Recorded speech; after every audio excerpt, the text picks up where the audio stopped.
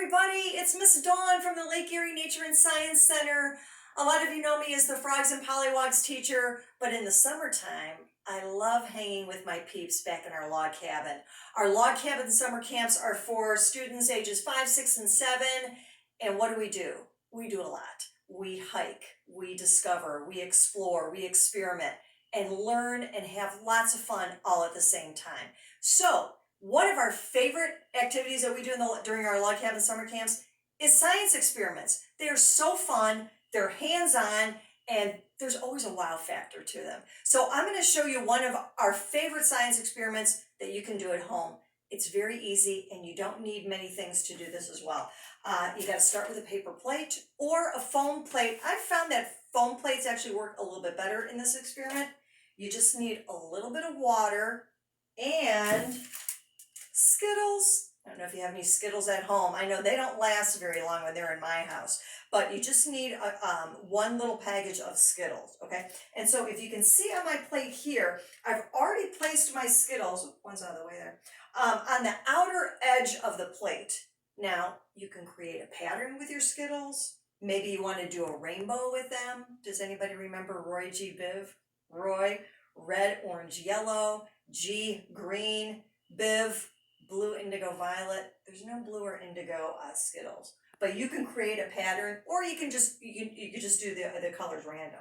So what we're going to do is we're going to pour the water on the Skittles, and I always ask my students before we start, what do you think is going to happen?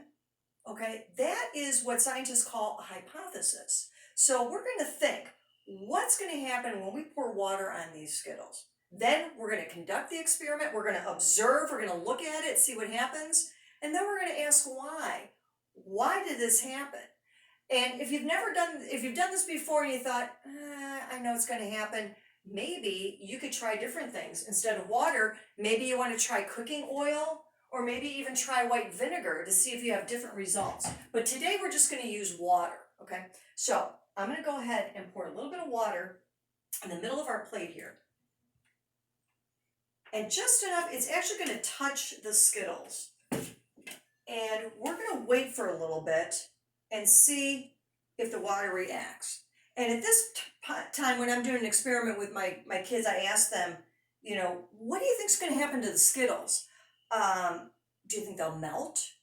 Do you think nothing will happen? They'll stay the same?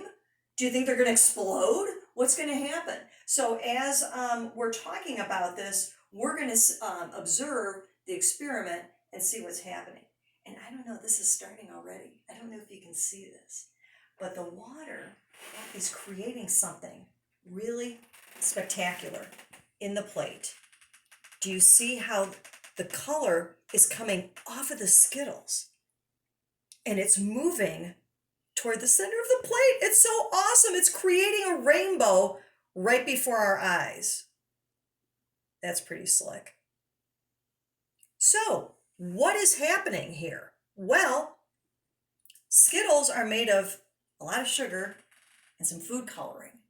And the water is hitting the Skittles, and it's dissolving that sugar and that food coloring, and it's causing it to move toward the center of the plate.